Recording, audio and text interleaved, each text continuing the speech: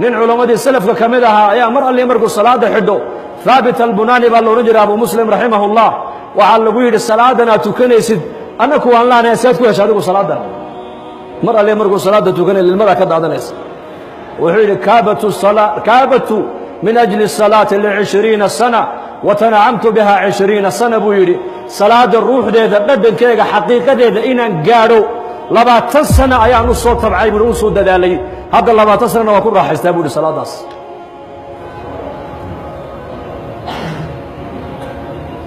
kayfiyadda salaada aad u tukata noo sheeg baa laga yidhi wuxuu yidhi niman yahow anu safka markaan gala buu yidhi imaamka aan gadaashiisa istaageen salaada xidhanayo waxaan istixdaar aan ku soo xaadirsadaa qalbigayga yowma yaquumu الnaasu lirabbi اlcaalamiin waxaan ka soo qaadaa safkan miskiidka aan joogay inuu yahay kii maxsharka banka qiyaamaha halkaasaan markaa ka xidhaa buu yidhi salaadda inaan ilaahay hortaaganahay baan soo xaadiriyaa ucbud اllaha kaannaka taraah fain lam takun taraahu fainahu yaraak ilaahay waxaad u caabudaa si waxaad adigu aad u jeedood arkayso haddaad adigu arkayna ilaahay jalla wacala isagaa ku arkaya wuxuu yidhi markaa waxaan ka fikiraa markaa salaadda dhexdeeda kii xagga midig iga xigay oo malaa'igtu ay qaadoo la yidhi ilaahay baa kuu yeedhay oo xisaabtaa lagugu yeedha soo dhaqaaq haddana kii bidixda iga xigay oo la qaaday kii iga dembeeyey oo la qaaday kii iga horreeyey oo la qaaday waxay salaaddu ii dhammaataa aniga oo marka u dambaysa qalbigayga ku soo xaadirsaday maxsharkii banka qiyaamaha keligaa baa ku hadhay haddaa ilaahay kuu yeedhi doonaaye maxaad ilaahay kala kulmi doontaa dareenkaa iyo shucuurtaa baan salaaddeeda ku dhammaystaa buu yidhi haye ra'iislii ninkuna dareenka ku dhammaysataa masaajid annagoo habeen ku tukanayna buu imaamkii salaat alcishaa wa ama in kaana min almukadibiina adaalliin masaajidkao dhan baa yidhi aamiin waa rakacaddii labaad salaat alcishaa anna waan ku jiraa safka hore salaaddii markii laga baxay buu imaamku yidhi war aamiinta labaad halkeed ka keenteen wallaahi mid xagga unbaa bilaabo waan la bilaabo nin bilaabnay wallah waa ku darra wy laa ilaaha ila allah markaa mid baa yidhi sheekh kuwaas wayba qayliyeene waxa maanta muslimiin ilaa man raxima rabbii masaajidda ku tukanayoo dhan way naga dhex qaylin mooyaane adduunyaduye kulligeen gudaha ka wada hadallaa buu yidhi wاlinaabatu ilaa daari اlkhuluud min asbaabi اlhidaaya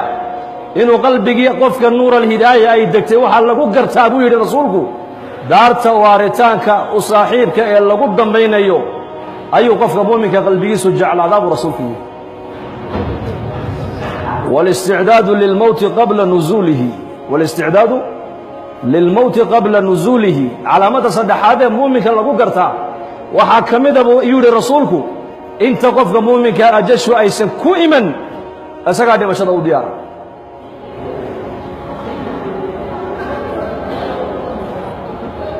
man mina laa yakraha almowt dadka maanta muslimiinta nolosha iyo geerida noloshaan jecel lahay ashyaada materiyaalka iyo lacagta iyo camalka saalixa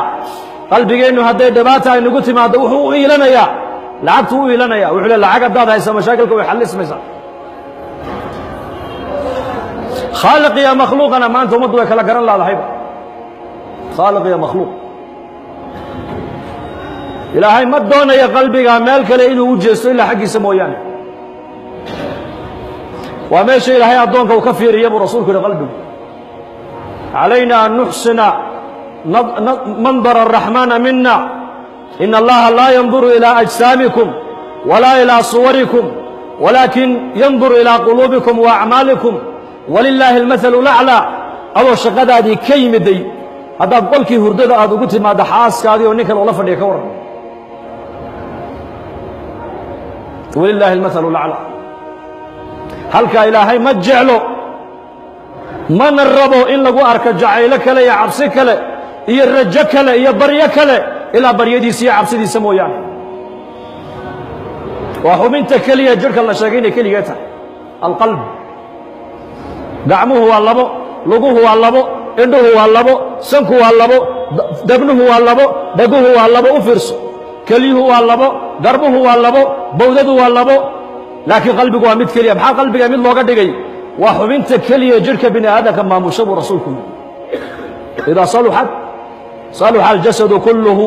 waidaa fasadat fasada aljasadu kulluhu alaa wahiya alqalbi buu nebigu yidhi alaa wahiya alqalb xubin baa ku jirta jidhka bini aadamka hadday hagaagto jidhkao dhan baa hagaagi hadday ba'naatana jidhkao dhan baa ba'naan taasina waa qalbiga buu nebigu yidhi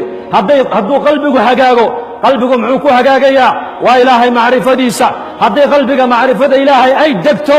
xubnaha bini aadamku waxay noqonayaan xubna marna ilaahay aan cisyaankiisa ku dhacayn marna ilaahay inay caasiyaan way adkaan maadaama xubintaasi maanta ay bukootay indhaheenni waxay rabaan bay eegayaan dhegaheenni waxay maqlaan bay dhegaysanayaan gacmaheenni waxay rabaan bay qabanayaan lugaheenni meeshay rabaan bay aadayaan dhaqaalaheenni meeshaan rabnaan ku bixinaynaa hadalkeennii meesha waxaan doonaan ku hadlaynaa waxaan doona xasan albasri raximahullah ayaa yidhi 30 sano maan qoslin 40 sanana maan kaftamin waxaan soo gaadhay rag iyo aqwaam waxaan soo gaadhay aan markaan la joogo aan isku malaynayey inaan anigu tuugahan isku malaynayey buu waa imaamkee waa khayru taabiciin weeyaan waa caalimkii taabiciinta ugu cilmi badnaa weeyaan waxa hadalkaa leh 30 sano maan qoslin buu yidhi 40 sanana hadal kaftama igama soo bixin waxaan soo gaadhay aqwaam markaan la joogan agtooda joogana anigu aan isku malaynaya inaan ahay tuug